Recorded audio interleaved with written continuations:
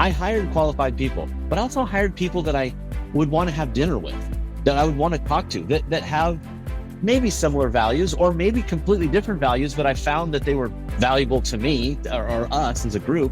So I always had fun. Hi, I'm Nick Warner. As a dad, a lucky husband, and as a business coach, I value people and relationships above all else. But next is winning, sustainability, and healthy culture. I've been a business owner for 25 years and served for decades as a special advisor to business and government leaders at all levels. Let's just say I've seen some stuff. My passion and my expertise are helping motivated professionals and businesses find the highest level confluence of what they want in life and business. This is what it feels like to be together at the top. Our sincere thank you to our sponsors, the law firm of Scholes, Brick & Rogaski, Gene Hiller Menswear, Kathy Olson at Ships and Trips, and Three Bridges Consulting. Today, I'm trying a little bit different way of preparing for the show and trying to get off the safety net of a script. So before we get to Wes, I'm going to tell you that my friend Mitch Chamberlain, a superstar advisor at Dimensional Fund Advisors in Austin, Texas, also a loyal listener, he praised on me a couple weeks ago and told me he loves Together at the Top. Then he said at Dimensional Fund, we start by giving input that's usually positive, but then we talk about how we could have done better. He looked me in the eye and said, your show's good, Nick, but less script, more Nick. You're better than that. You don't need a security blanket. I can always tell when you're reading. I love it. I'm going to start that today. I feel like as a business coach, I ask my clients to do hard things and to evolve their game. So I sure as heck need to constantly evolve mine. All right, Wes, you ready? I'm ready. All right, let's see how this goes. Wes Senechal is an American businessman. I don't know what else to call him, so I plan to ask him to introduce himself. But I do know why I asked Wes to be on Together at the Top. It's because of his professional range and the fascinating arc of his career, especially in the current iteration. Wes was big corporate for nearly 20 years, then medium corporate, I think medical field, and now he's invested in working to lead in an evolving small business. As you might imagine, Wes has been successful at each stop, even as he's pretty much had to reinvent himself. I think he likes it, though. I want to talk about that reinvention.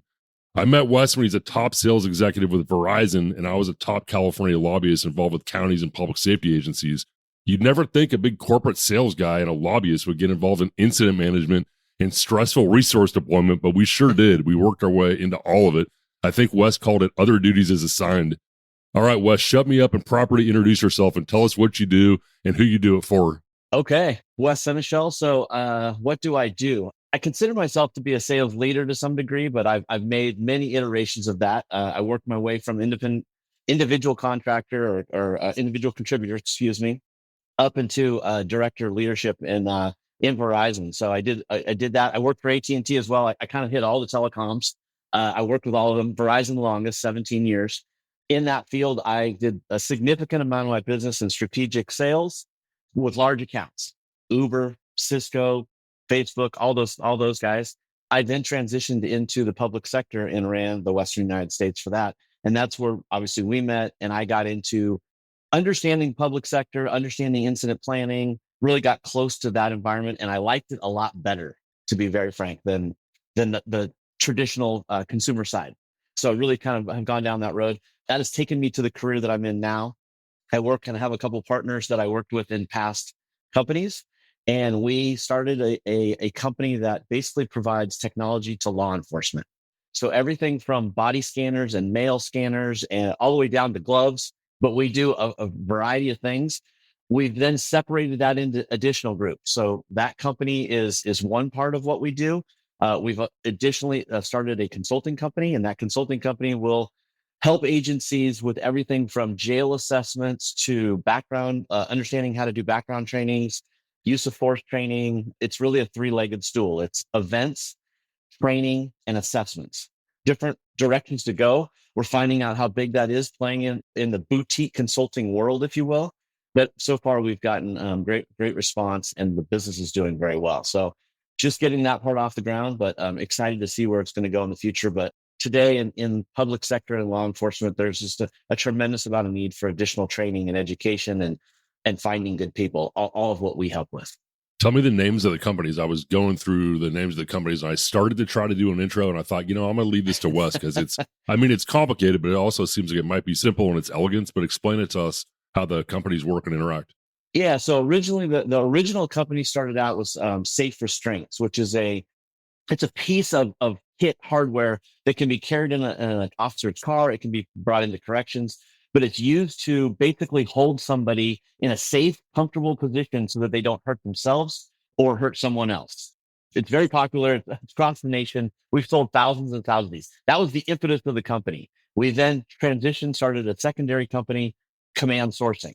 Command Sourcing is really think manufacturer's rep for 40 companies. We are the rep. We understand the agencies and who to go talk to, but we often need help with the tech side, getting into the details. And so it's basically a manufacturer's tech.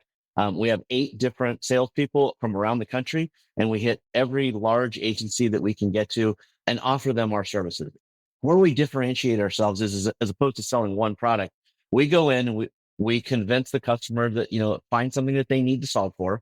We find the product, we put it into play. Then the service on the back end is the most important part. We want them to buy something else from us. And so we treat them well. We answer the phone when they call. We're on it 24/7, 365 to make sure that they get the best experience. What we found is specifically in public sector, when someone needs to get something done, if you don't answer the phone or you're not doing it right then, they have to move on to something else. They have a lot going on in their lives. So for us to attack it, take care of it, and even do any due diligence or background that they might need to make their situation work, we help with that as well. We have grant writing. We have all different kinds of resources we can use to help the agency get what it is that they're trying to do, achieve, buy, whichever.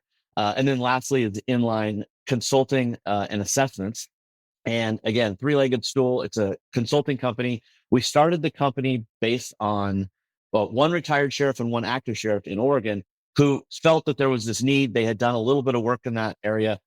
They came to us because they felt that they didn't have the business background. They knew how to do all the work, but they didn't really understand the business side of it. So we formulated a partnership. We run the business and they run basically what the business does.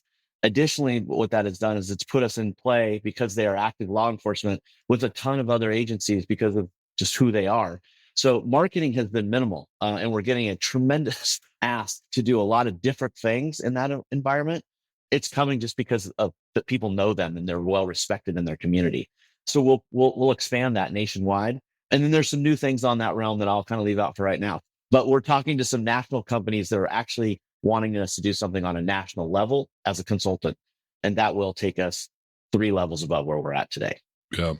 I've been watching your career for a while. I've been involved with you. I've worked for you. I've worked with you. We don't have any professional relationship now, but I've been watching you for the last 3 years go from, as I mentioned at the forefront, big corporate, very successful Verizon, won a bunch of awards. I was going to quote them and read them off, but I'll just tell people you won a bunch of awards nationally. You're saying no. The facts of the matter are my researcher pulled them and I saw the quotes from your company about you. So I'll just say they've said a lot of nice things about Wes over the years. Then you tried medium corporate, as I said, in a totally different environment. And now you go to small business where, and the reason I asked you to be on the show, which is evident now and will become more evident as we go, is I wanted to catch you in this arc. One of the things I love about Together at the Top is I started with a movie producer and a mayor and a CEO and the number 2 at Amazon, the number 2 at TikTok. And that's great. It's amazing, but it's also stratospheric. And there's places where it's not as relatable. You're a little bit of a jack of all trades and have really put yourself in a situation to have to learn, retrain, humble, take some steps backwards. So I didn't want to wait. I see where you're going. I see where this is going, but I didn't want to wait another 3 years till it's fully baked. I wanted to catch you. It's not exactly midstream, Wes. And hey, Mitch, I'm off script. It's not exactly mainstream, but you're going to have to learn some new things. You're really going to have to learn some new things in this job for sure. Let's start at 30,000 feet and bounce around. Your LinkedIn profile, which I know is low-lying fruit, but said some interesting stuff.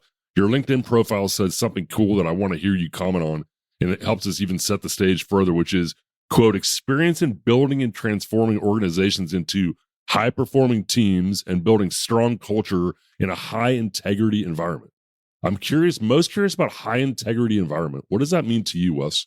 High integrity to me, it means a lot of things, but I guess high integrity is that we're all working towards the same goal. We're going to do it and we're going to do it the right way, not the easy way. What you learn is there's always a lot of easy ways we can do things quick. That doesn't ever seem to work out. What I've always pushed my teams to do and ask for feedback from them is let's figure out what the right path is, hard or easy, but we need to be high integrity. We need to be able to take the high road on every single thing that we do out there so that we can stand on what it is that we're trying to achieve. Corporate America does not have all the answers. There's many pitfalls and holes that you're going to fall into. The customers are going to be mean, negative on occasion for good reason, because it's sometimes hard to deal with corporate America. And our teams were always is you got to take the high road. No matter what, they need to know the customer that you're going to fix it, that you're going to help, that you're going to be their point person. And I wanted that at every level. Like I interviewed every individual in my organizations. I think at one point we had 185 salespeople. Every single person came through me and we had those discussions early on. That was the expectation. When we did reviews, same thing. We talk about what's the right thing to do, not what exactly the company wants you to do, but like, did you do what was right to take care of the customer? Because that's high integrity. That is you as a human doing what you should do to help the customer achieve what it is that they're doing in a legal, perfect environment. Yeah, I have an example. Give me an example where you did this instead of that. And then I have a big example that you and I are involved in. So an example of high integrity to me is, I think it was Santa Clara County, West. There was a huge incident up north, and I think it was fire related. It's amazing how, like, over the years you forget some of the details. I don't forget the stress, and I don't forget I don't forget the that. feelings, but I forgot some of the facts. And the facts, as I recall, were there was a huge incident up north. You were involved in public safety communications for Verizon. You work with police and sheriffs and fire. I work with Sheriff Association and others, including Cal OES, governor's office. And there was a decision made by somebody at Verizon to throttle, which is essentially to restrict the ability to have individual citizens call into 911. And it created a really dangerous situation. I was abhorred by what happened. It was well covered in the media. The legislature was furious. My first call was to you. My first call was to you to say, hey, Wes, like, this is not cool. This is really bad. What's the company going to do about this? I cannot be involved in this. What I recall you saying to me was, I'm out front of you. I might resign over this. I have to look police and sheriffs in the eye. I'm Wes Senechal. I sold them these things. I sold them the model.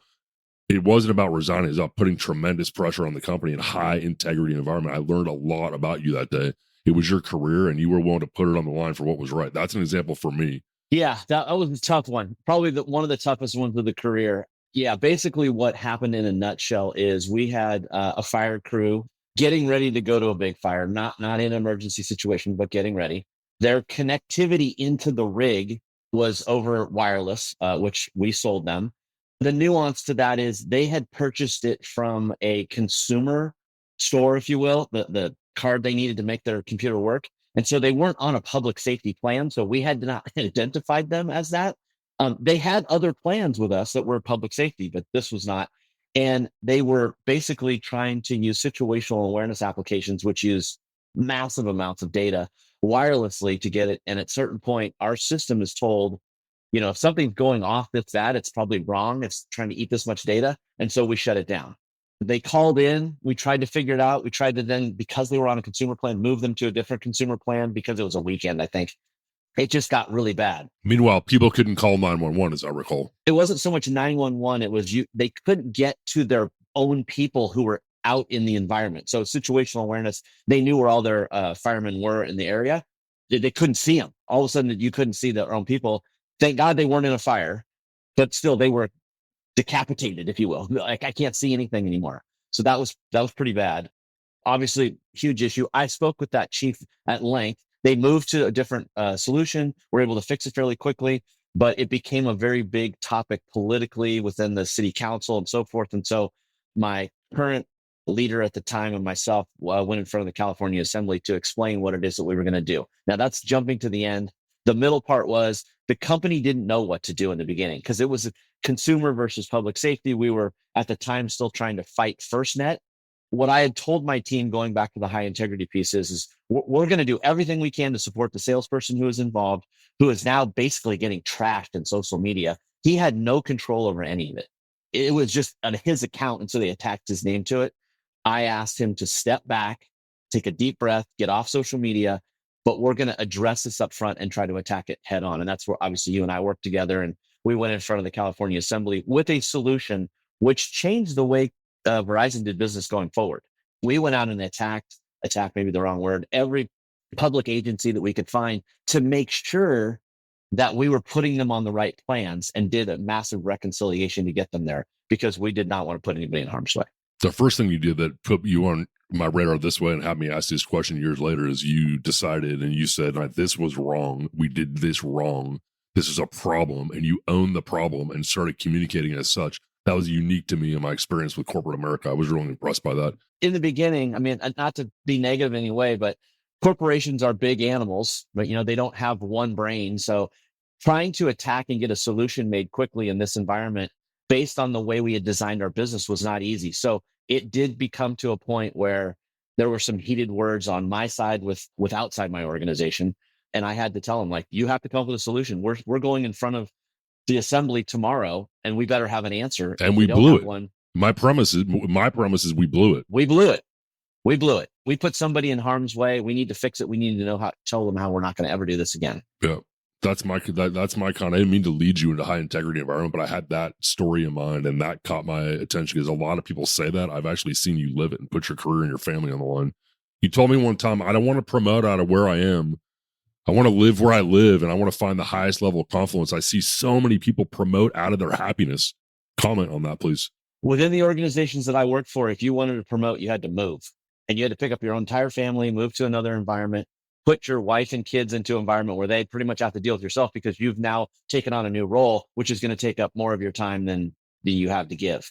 That was never my intention. My intention was to have a strong family at home, for us to be a team.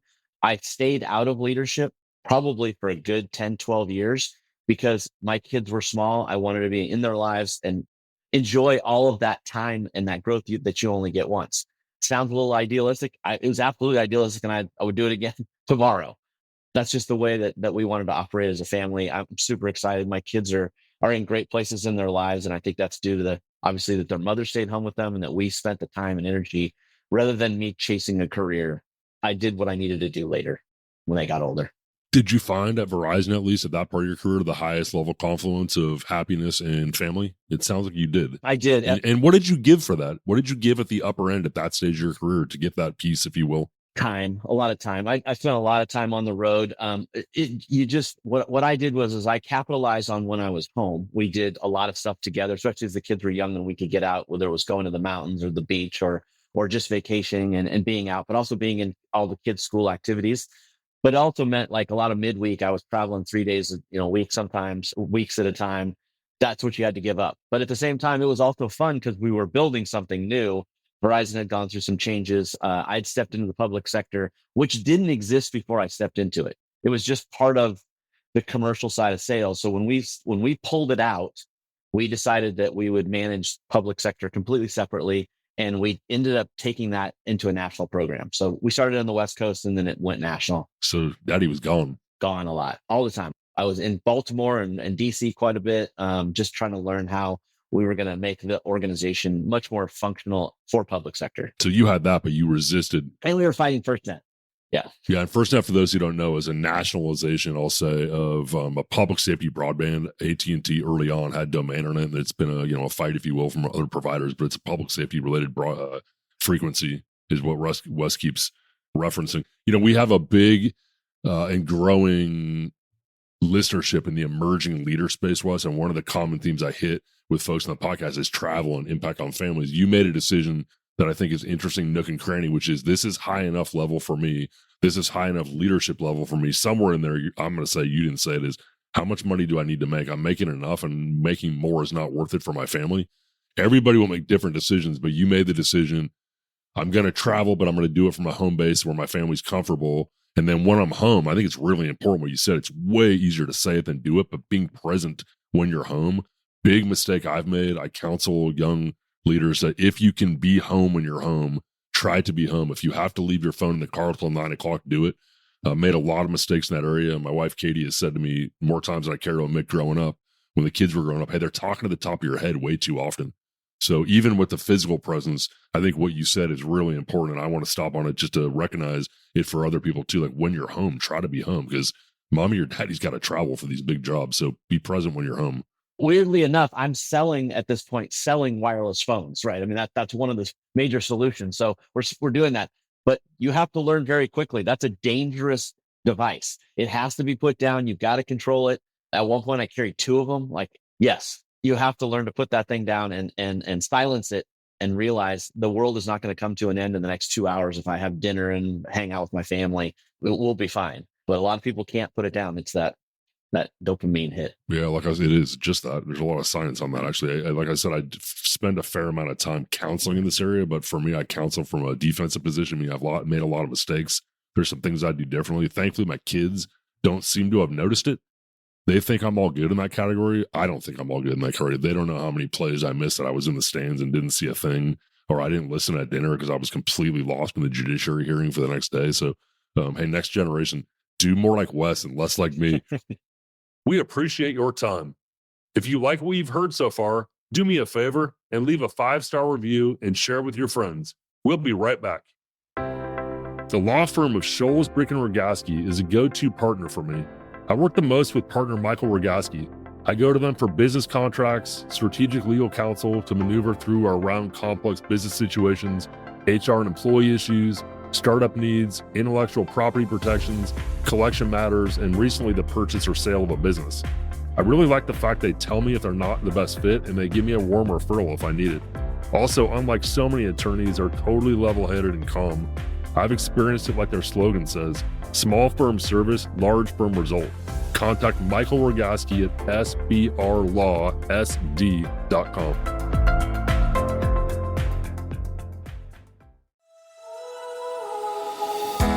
Kathy Olson at Ships and Trips is as creative and as willing a travel partner as you can find. These days, you can plan a lot of trips on your own, but for those trips that require more intricate planning, tons of time, or local contacts and savvy, Kathy's the best. My family and friends have worked with her countless times in every travel country, setting, and season you can think of. Contact Kathy with a C at shipsandtripstravel.com. Let me pivot a little bit. Nice guys finish last, is what they say. I'm punchy, Wes. I don't mind a fight. But you win bouts, but you don't seem to throw punches. Talk to me about that a little bit, about your disposition and about how do you get past no? How do you get past tough situations when you don't seem to have that go-to upper end intensity or punchy, but you sure get through it well, or seem to. I think the upper end intensity you just don't see it. I definitely get tangled in things overall, but I would just say, what I found works for me is I don't like intense conflict. Like we're going to have this major argument. I would definitely want to hear someone's side of things. If they have a real rational way of looking at something different, I absolutely want to understand that and get behind it. And in many cases, I am humble enough to say, okay, that's better than what I'm thinking. And I think that's a big part of what made me successful. It sounds weird, but just the humility part doesn't sound weird at all to me. I think it's secret sauce. I'm going to ask you about it. Yeah, the people that have worked for me are probably, and I say it to them all the time, they're tired of hearing it, but I don't ever consider myself to be the smartest person in the room. I hire really good people to be around me to help us get to a place. My place as a team member is to help guide over obstacles, but I'm looking for the pathway from the people that are around me. That's not all leaders. Some leaders want to lead, out front. I've worked for many of those they're out front, they're running, they're marshaling resources to get something done that they see.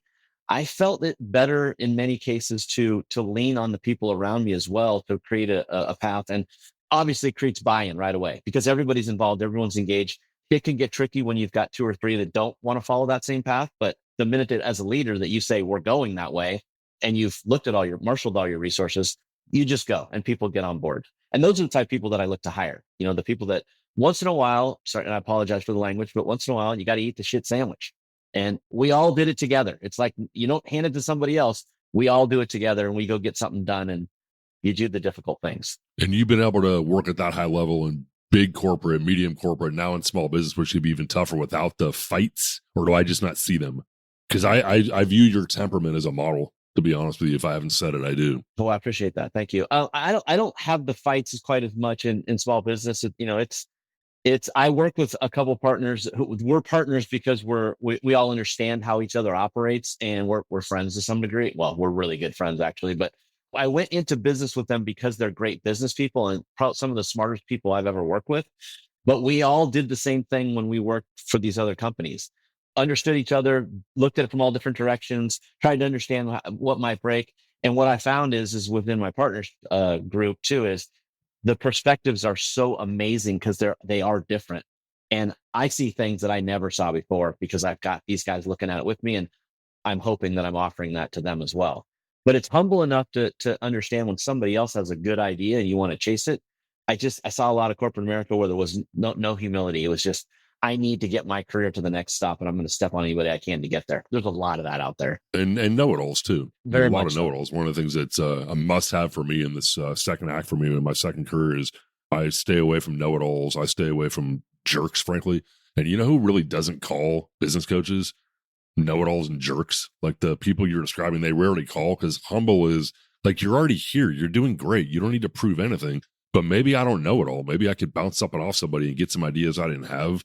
So that's a really neat place to be. Humility is mostly like, it's something people say and they think it's about braggy, but it's not about braggy or not braggy. That's not what it's about. It's more about what you said is and it's so cliche. I know I'm not the smartest person in the room. Okay, then shut your mouth, hire better, listen better, and realize you don't have the answers. You just said it, but then you're talking over everybody. Mm-hmm. So it's to me, there's a gap between saying it and it being true. And I listen for that. I screen for that in clients, to be honest with you, it's a partnership. Like, are you humble enough to listen? I'm listening to you. I'm adjusting my game. Are you listening or showing up to like tell me? There's no point in us having a partnership as a coach. So to me, humility is a pivot point for who I want to be around. It always has been. And I've had to be around in big business and politics, just like you have lots of know-it-alls and lack of people that to say they lack humility is almost laughable. But the older I get, the more successful I've been and the more choosy I can be. I just have zero interest in lack of humility and tons of interest in humble, successful people, as evidenced by having you on this, on the podcast. It's a big problem that I see with young leaders. They're trying to understand what leadership really is.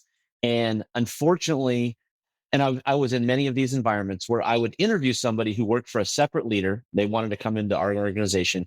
And I would look at that other leader and I would go like, this is somebody who has high ego, really driving only their way, that type of thing. And so when I interview the people that work underneath them, that's all they know. They've just only seen this. I need to beat people up. I need to, push as hard as I can. And I didn't want people like that in my organization. So I had to filter them out or determine, could I train them differently? Were they open to understanding that? Because that is not the way any of my leadership team managed people. The goal was, and this is not always that popular either, but in corporate America, the performance plan, you're not meeting your qualifications. So we're going to put you on a performance plan. We did that, but we did it the real way. Like, hey, we know you're having a problem here. We want to help you figure it out. We want you to create a plan. We're going to get with you to create a plan because we want you to be successful. Now, I would tell you, I know that this person can be successful because they've worked with me for multiple years and had shown success. But corporations have a very short memory. Many times, like, oh, well, you have 2 months that have been down. Third month, you're out. That's somebody who you invested a massive amount of energy, money into, and emotional content into. Absolutely. You want to bring them along. So my teams and people wanted to come and work in our organizations because that's how we treated each other. It sounds again cliche, but it was more family like. Let's have a discussion about things, get it fixed, as opposed to just fall into a program that's going to shove you out the door. I did not buy into that. Yeah. Let's talk about, they call it the hustle culture. It's kind of, again, cliche, but do you have to work super hard? I find it really interesting just to set it up that so many times I'm working with emerging leaders, not so many times, here and there, I say, like, the thing we need to solve for is you're not working hard enough. And I can't really help you with that. You got to put some more into it. I haven't seen a way around hard work, but I also know there's literature, there's a next generation of things we did it wrong. Divorce rates for our parents are not great. What's your thought on, like, do you have to work super hard to make it? Super hard. I think you have to work hard. And I think maybe the definition of hard work has changed to some degree. You do have to be focused. You do have to put in the time. The key is if are you just looking for the dollar at the end? That's just something you need to ask the individuals as well. Are you just looking for the dollar at the end, or are you looking to make this something that's scalable that you can do more of?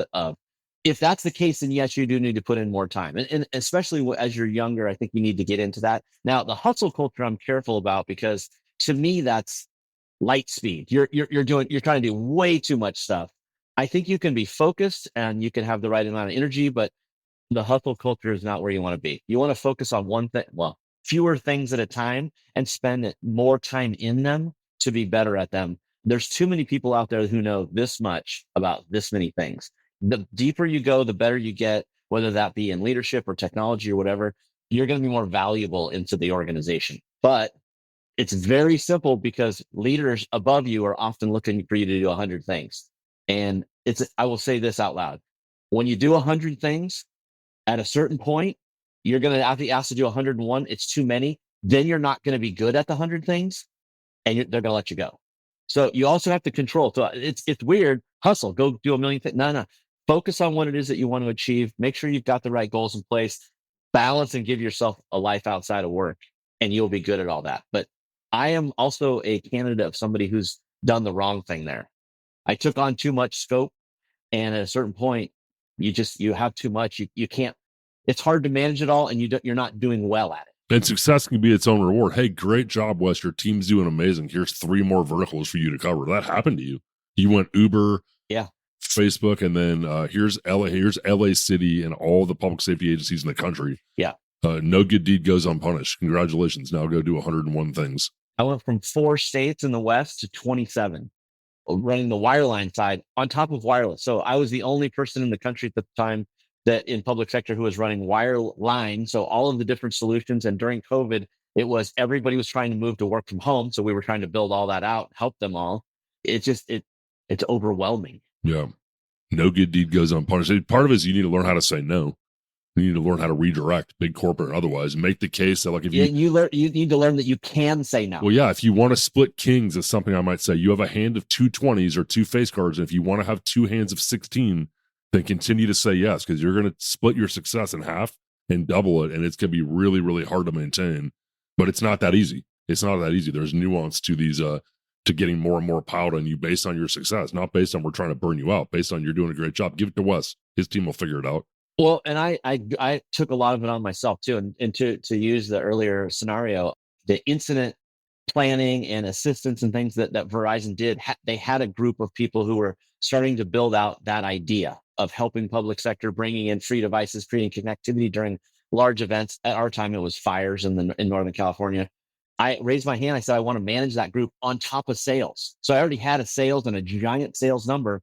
But I thought, well, and again, my thinking here was, I'm in the public sector. I have this team who's talking to people every day, not selling them anything, but formulating relationships. I want to be in that circle because I want the relationships. I'm not going to try to sell them anything now. But when we're not in an incident, I will then have relationships and I can help build that to build a business. It was highly successful to the point that it was copied across the nation. Good for me, but it created so much work. I was on the road, now I'm on the road 5 days a week, a lot of times, doing that, as well as managing multiple sales teams in the public sector. So big corporate versus small business, Wes, which is riskier? Small business is absolutely more risky. There's a misnomer out there, though, and I don't mean to be negative in any way on this, but I'm just going to kind of say it. Corporate America goes through changes. I watched it go through probably 5 major iterations in my career, which was 28 plus years in telecom. They lay people off, they restructure, they do a lot of that.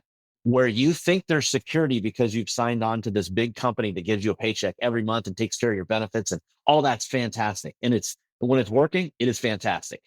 The minute that they decide to make a change, you can lose your chair. And then all of a sudden you don't have any of that. You talk about decapitating. Did you getting decapitated? People not literally get decapitated, but like, here's your watch. Hey, I logged on to my Zoom call and HR was there instead of my boss. Yeah. And now I'm out. And there was no reason. They're just like, we've decided to restructure and go different directions. Well, there's a lot of times it's spreadsheet cuts. Yeah. Or we got to show, I'm sorry, not spreadsheet, like budget sheet cuts, or we got to show Wall Street. We had 1 down month. So the way we're going to show them we're healthy is we're going to get rid of a bunch of people that were part of like 2 or 3 months of downturn through factors that mostly had nothing to do with them. So, I do wonder. I had somebody ask me one time on the small business I was running, I think we had 30 employees at the time. Hey, what's my base salary? And I said the gutter, basically. But hey, here we have way more control. And I'd like to hear your comment on this. You're newish to small business, so you may only have initial inklings. I worked for big corporate, but in small business most of my career. We have more control. We have a little bit more visibility into like, oh, things aren't going well. Hey, I really need to replace this revenue. It's unlikely in small business you just walk into a pink slip. So the floor is closer, but I've always felt like we have a little more control as a small group than we do hey, meet your HR rep who's going to help you get your, effects in order while we walk you out the door. Because it happens at really high levels all the freaking time. It's happened to me twice. So yeah, I've been walked out twice. And it's usually the highest performing, some of the highest performers in my experience. And I don't have like hundreds or thousands of data points, but I have very close relationships and people I've watched and been really impressed by, yourself being one. But maybe I won't name names on the others, that you're making too much money. It's too impactful. We got to start over, essentially. And so like you have your biggest years and then meet HR. Some companies too, I would add one more piece to that. Some companies as well, you're working your way up the ranks. There's only so much room at the top. So as you get higher, if you don't want to be where you're at and stay there, which most individuals don't, and or you do like I did, start to expand your scope, it creates a weird dynamic with the leaders at the top. Because like we didn't give you a promotion, but all of a sudden you have more scope than many of the people above you. That can create some serious issues. And to be honest with you, I probably volunteered or took on too many things in my last role. And one of the things that contributed to me leaving, but my results were all there. It's just my scope had become too big, and it's like we're not going to break up his stuff. But that's a great lesson, especially the part where you went and got it, and then maybe it counterbalanced or maybe it got you out of balance. That's really interesting. So go back to the which is riskier. So you started with, oh my gosh, for sure, small business, and now we're kind of pulling the other way in the conversation. I started it, but you took it there. So go back and answer that again. Which is riskier overall? It's small, but I guess I want you to understand the risk of the corporate side, but the small business side is money in your pocket. Like you got to bootstrap things along. We're with this company that we're building right now, or these companies we're building right now, they're paying us, but we're not making the corporate money overall. It's a different when you work in small business, taxes, all that kind of stuff factors in. But the risk is if something in the business environment changes, you lose your in the command sourcing business. If we were to lose one of our major partnerships and couldn't sell that product, that would affect our bottom line. And we'd have to figure it out very quickly. And if it takes months, those are months you can't now sell something out there, and it affects you at home, everywhere else, because you've got this money coming in. So for me, the financial side, that can be the most daunting that you have to deal with, especially on the front end, getting it going. Oh, for sure. It's very volatile on the front end to get going. I say that my mentality from the time I was a young man, is that I wanted to retire out of corporate America at a certain age, pre-60s. And I wanted to start something of my own like this, where I had financial backing that I built myself. And then I could start to build something that I could take into late life, because I'm not a golfer sitting out retirement at a country club. I can't do that. You can. I can't do that. I actually can't. I can do it here and there, but the more I do it, the more I'm like, I don't know if this is for me. I got to do other stuff too. But my vision was to come out of corporate America and get into the small business. Now I lucked out because two of my individuals that I worked with before had already started this. So I got a little bit of a ramp going in, but it's still super volatile. I don't make the money I did. I'm living off savings. I'm getting this thing going. I love working with my partners. I love the creativity, all that. I'm getting super fired up on it. I had some of that in corporate America, but not as much. And at any point, someone can go, okay, you got to stop doing that. And then you can't do it anymore. You got to move on. Whereas now I don't have that. Yeah. You got into my next question, which is more fun, since you can work at scale at Verizon and work on like really big things. You worked on really big things. Do you feel like small business is a step backward or forward from what you've seen in terms of like making a big impact in your version of fun, your warped, sick business person version of fun?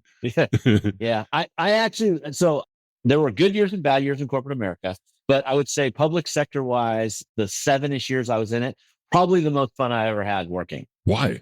Just great teams, great people. I felt like we were fighting for a cause. People like to come to work. Our meetings were, they were very rich and full, and we were all bought into each other, like from a group leadership perspective. So I had peer leadership, and then I had the leaders that worked for me. I felt great on both ends, like that we were putting this all together and we were really taking it to the next level. So it was super fun, and we would travel together, those kind of things. So great parts of corporate America.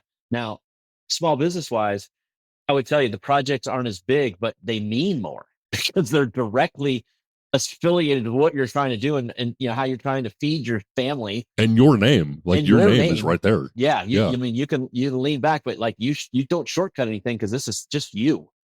So I find that extremely inspiring.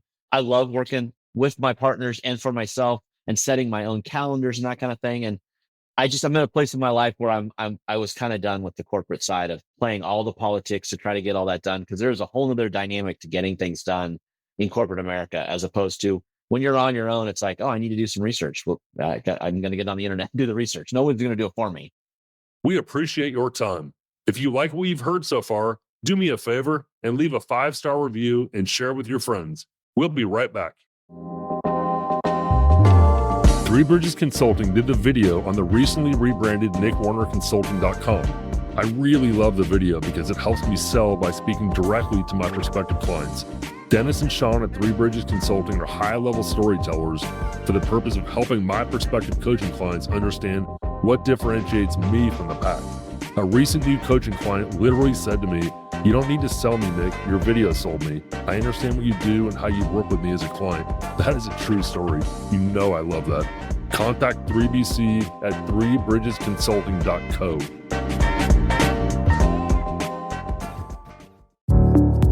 Gene Hiller Menswear is the finest menswear store I have found. Owner Tom Gangitano and his highly trained team understand I care a lot about my brand, and I need a partner who understands why it matters and has a skill set and product to put me in a winning position in front of my valued clients. But where the heck can I shop other than Nordstrom? I just told you. Gene Hiller Sausalito or GeneHillerMenswear.com.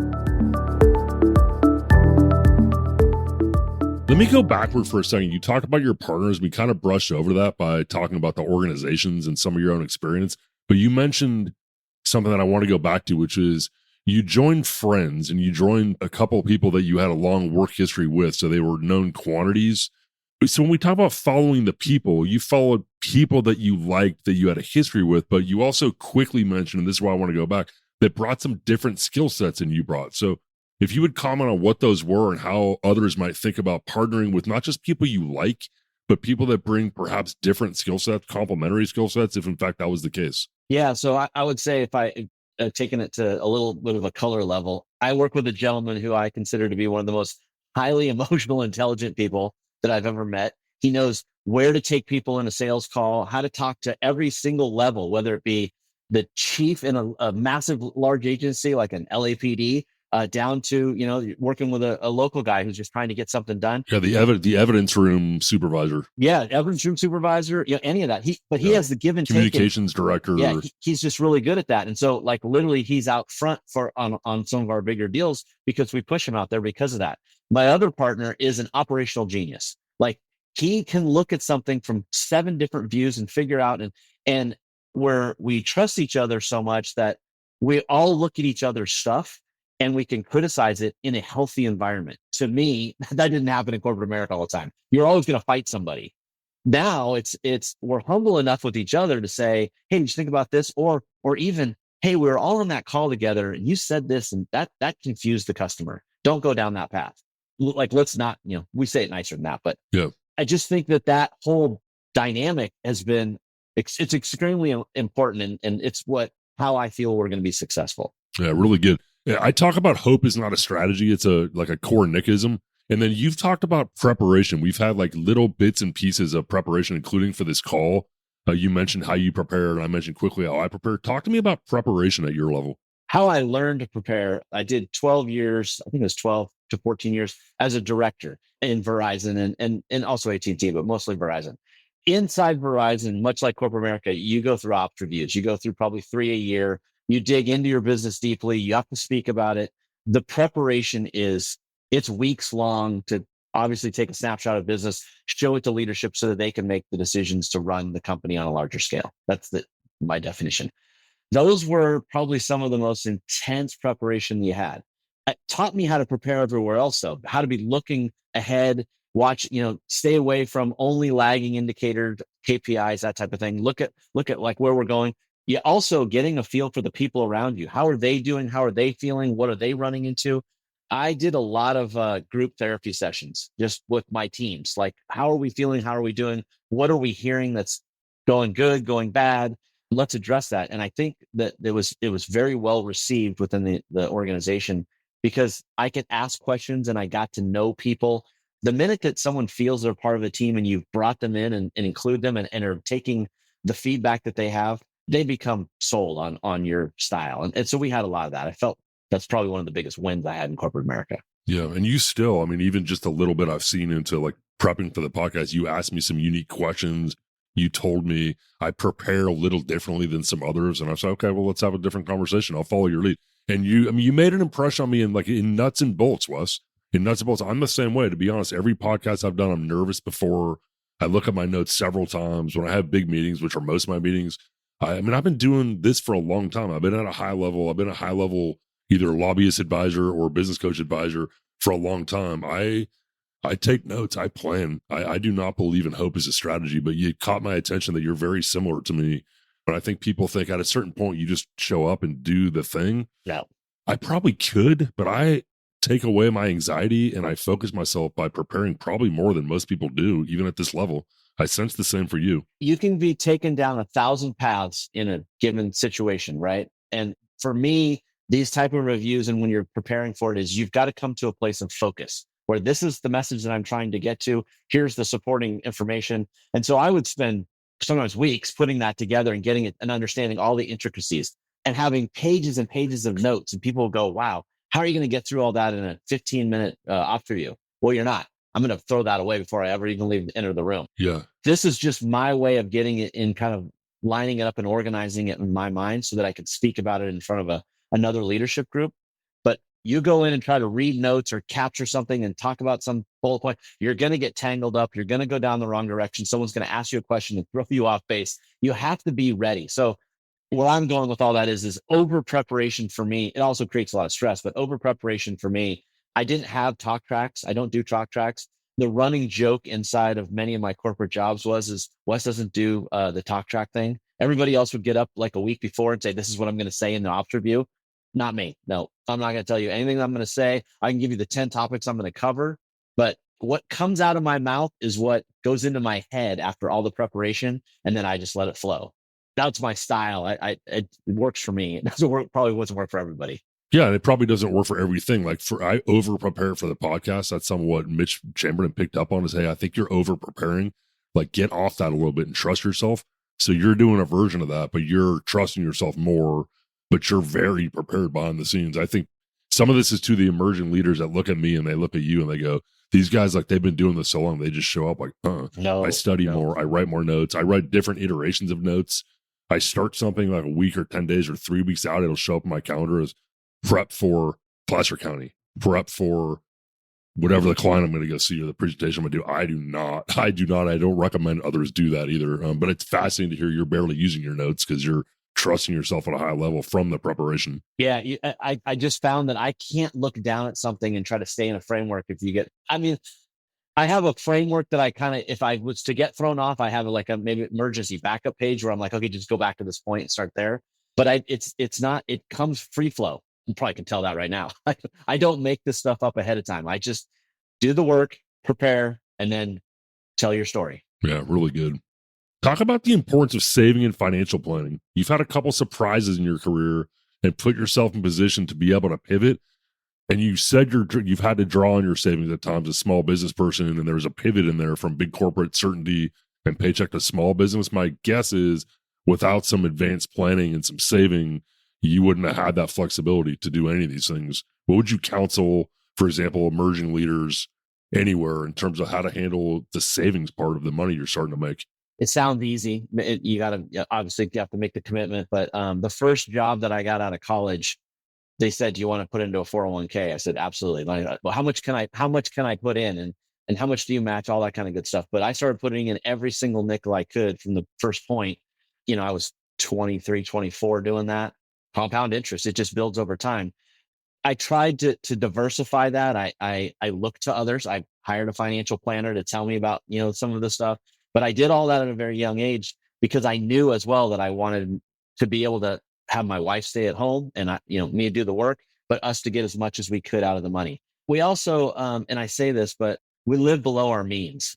We're not trying to starve or anything, but we know like what we can do and what we can afford from a vacation perspective or a car or whatever it is. And how does that fit in? you just have to be deliberate about those kind of things. I love that word in this space is be deliberate. Like it You goes got to with be have a deliberate. plan and hope is not a strategy. Be deliberate. Be deliberate. Very, very good. And don't fixate on it either. Like once you say you're going to save, start saving. 10 years will go by and all of a sudden you'll look over and go, wow, I saved a lot of money. And you won't even notice it. The minute you commit to it, you don't even notice. So I tell my kids the same thing is they started saving at 16. Start putting something in for a retirement, a little bit here, a couple dollars there. It's a good habit. I learned it from a family member who was older than me, who said, this is the way that I manage money. Didn't tell me to do it this way. Just said, this is the way I manage money. Save as much as you can. Figure out a balance when you decide to get married or have that partnership, how that's going to work. It's very important that you both understand where it is that you're going from a money perspective, and that one person doesn't feel the other person has total control of things from a money, because there's a lot of that going on out there too. And it just makes people aren't happy when that happens. Yeah. My wife and I understand where the money comes and where it goes and what we need it for and what we want to save. And we're on the same page. Yeah, really good advice to emerging leaders. And frankly, I'm surprised at how many leaders doing really well are carrying credit card debt, are not saving. They're making a lot of money, but they're not saving, and they don't want to work. If you want to work till you're 72 or 75, work till you're 72 or 75. But if you're grinding and you've been doing well for all these years, I see it. I see a lot of it in my business coaching. Yeah. It's surprising. So I just say, it's a little preachy to the next generation, but please save. Please save. You don't even need to make that much money. You mentioned the power of compounding interest, and in no way am I a financial advisor or you. I'm on the consumer side, the client side, where I'm like slow and steady wins the race. I was fortunate that I did really well in my career, and I suspect you did too. But you don't have to. No, you don't have to. You just have to save the money and let the power of time work for you. Wes, I'll speak for both of us. We can't say it enough ways to emerging leaders. Save money. Save money. Save money. And I feel bad because when I was coming up, corporate America, they actually taught you that early on. Like they sent you in the first week during orientation and like, here's why you want to save money. Here's all, Oh, wow. all that. Anyway, I went through that. I was lucky enough to work for a company that with a very flat organization. And so they were very much into growing people. Really the impetus for a lot of the training and the hiring that I do came from that first job, which was at Cellular One, which was a Craig McCaw company, super flat, not a lot of hierarchy. Everybody got everything done. It was a great place to work and learn how to work. I think that's impacted you too. It's funny you say that because you're a flat type of guy. Like you are not a big ego guy. You're a team guy. And I've been with you where you have the rank and you don't use it. I've seen it. That's how you hit my radar years ago. And I remember stuff and I follow people also. Yeah, I find that really impressive. It doesn't mean every company should have that. In fact, a lot of times I will go in and it's too flat and we're not making decisions and somebody has to be the leader. But as a mentality, which is more what you're describing, I like that a lot. As we get into the final quarter here, I want to ask you about the role of your family and what you're excited about, Wes. But tell me about your version and definition of success. What's your definition today, and how has that evolved during your career and your life and family life? How do you define success today? Success for me would be one is that my kids are in a good place and thriving and moving forward. I think that's really what we spent all of our energy, working hard to make sure that they had the right things and were given the right expectations and taught high integrity and so forth. I see that in both my children and it's fantastic. I love it. I think they're going to be very successful people. They're great human beings and every day it's just fun to watch. So to me, that's success.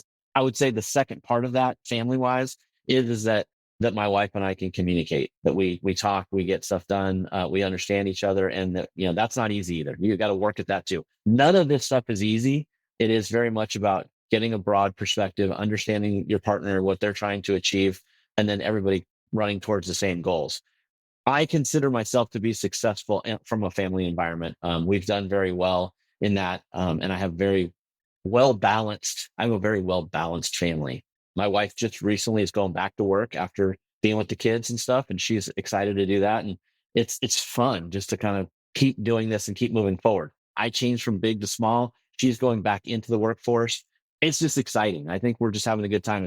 It makes for a lot more chatter at the dinner table, for sure, because we're all talking. Whereas for a little while, I probably took too much time at the dinner table talking about all my corporate worries. But then you got to take a step back and find out, what happened in second grade or third grade or sixth grade, that kind of thing. Yeah. Or the first month of back to work or the sixth month back to work. And all of a sudden, as I understand the little bit I know about, your amazing wife, Erin's career, is that it's taken off. Oh yeah. Yeah. No question. And so it's not exactly what you expected. It's like, oh, she's really good. I got to adjust again for this. And now it's my turn to maybe support her. For sure. For sure. Absolutely. And, again, I came from having all this corporate background. So trying to help her navigate what she sees and giving her, a different perspective on some cases. But yeah, there was no question. She went back into the workforce with no resume. She had worked in a specific line of work before we had kids. She decided to go back into that and had some people help her get a job with no resume. And within 4 or 5 months, she was like, she's already looking, someone else is looking to hire her because she took off. Because talent rules. So yeah, she's a hard worker. Yeah. Talent rules, drive rules, good people rule. Tell me about role of family, and then tell me what you're excited about going forward. Although I think I can get a sense from this great interview what you're excited about. Tell me about role of family foundationally when you're going through it, when you're going from 32 to 52. Like, how do you do without family? What role does Erin and your kids play in your success in your life? Oh, the whole thing. I mean, you can go and win big, but if your family's feels, that they got left behind or whatever, it's useless. Like there's no win there. For me, it was always that it's a win for everybody. Like we're doing well. When you don't win, you can get grumpy and that kind of thing. And I think my family picked me up in those cases. And when we were winning, they're reveling in the fact that we're winning and doing stuff. And sometimes that means financial gain, which again, we share that and we do more stuff and we've got to do great things. But it was always about like the temperature of the family. Like, again, I was never trying to be a ladder climber. I just wanted to do bigger things and do more. And I thought more is fun. So we just keep pushing. But I wasn't really always looking for the next thing. So having the family on board and listening to all that happening and, again, balancing out, don't travel too much. It was the driver for me to get it all done. It still was. I don't think if I didn't have a family, I don't know where I'd be.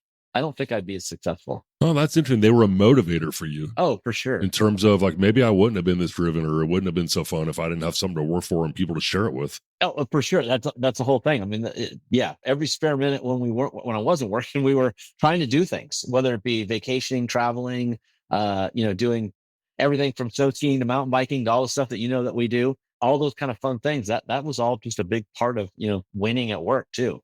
Yeah. I wonder if I went back and counted how many times you said fun in this interview. It's a shocking number of times. It is. This is a business podcast. We've been talking about business, leadership, failure, success, growth. You keep saying fun as a through line all the way through it. It's fun to have fun, right? I mean, that sounds crazy, but like, again, and I wanted people when I hired, I'm going to say this and maybe not correct thing to say sometimes, but I hired qualified people, but I also hired people that I would want to have dinner with, that I would want to talk to, that have maybe similar values or maybe completely different values, but I found that they were valuable to me or us as a group. So I always had fun. Like my team knew, like at quarterly meetings, we were going to go someplace. We were going to have a dinner together. We were going to have boisterous conversation and we were going to include everybody in the mix. That to me is fun. You're the coolest. This interview's been 15 years in the making. I'm not exactly sure when I met you, but pretty soon after I met you, I was like, oh, I like this dude. I'm going to follow this guy's career. I like this a lot. I thought you'd be I figured you'd take Verizon over at some point. I didn't know you were going to leave. I didn't know you were going to go on this journey. It is really fascinating. And I know you're only, I'm going to say top of the sixth, bottom of the sixth. Yeah. I mean, you could probably retire if you wanted to, but you're putting this thing in drive. And the through line of fun is really, really, not to overuse, but fun for me to hear about too. And I hope for the listeners. Yeah. I'll tell you another quick story, dude. Again, fun wise. So you go to corporate America, you travel all over, you stay in hotels. They all look the same after a while. It's still fun, but it's a grind after a while. Yes. I'm in a new business now, a small business. When we travel as a group, we stay at Airbnbs. We stay together. We eat together. We cook together. That's the type of people that I chose to be around. And so, rather than just going back to my hotel room tonight, we play cards, we do other stuff, but we're always talking about everything from business to our families. To me, that was the next iteration to once I got out of corporate America to with these guys. And I love it. It's fun. We joke around and we have a great time and we still all get the hard work done. Yeah, we're awesome. Up early getting stuff done, but joking and poking too. For a guy joking and poking, for a guy who's not a ladder climber, you've sure done pretty well climbing some ladders. I've had good people. Hey, Wes, anything I should be asking you about before we sign off? Anything we didn't bring up that you're excited about or want to share with me or the listeners? Well, I just said, again, the consulting company to me is this thing that's taking off. When I first envisioned it with my partners, we had 3 legs of the stool that we thought we could go down. literally got down on the first leg, which was the training piece, connected with another national company that I'll leave their name out for right now. One piece of this company is already looking like it could go national and be big. And we're talking to other agencies up and down multiple states in the West just right now about other things that we can do. And I've had, just for numbers, I asked for consultants from the sheriffs that I work with. I said, can we get some consultants lined up so when we do start to get jobs, we know who they are, their talent, all those kind of things. 50 people in the first month.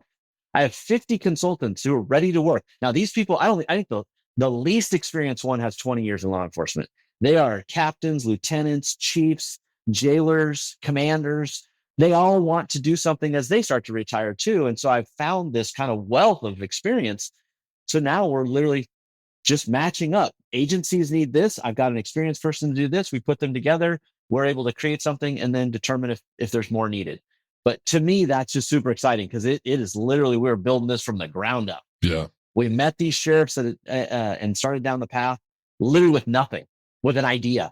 And now it's come to fruition. So much fun. Can I reserve the right to come back and ask you and maybe even your partners at some point downstream as this thing thickens up to get an update on this for sure. incredible evolving story? Absolutely. Because I purposely caught you mid-early stream because I wanted to hear evolution, but it's really interesting what you guys are doing. And I love you're doing it the good guy way, if you will. Yeah, no, would love to come back and do an update, and hopefully it's a great update. And I'm showing you where we're going, where it's growing. And I'm hopefully the next time I speak about that too is that I haven't created so much scope that I'm struggling with the scope again. I've learned that much about myself, so we're hiring and balancing right too. So.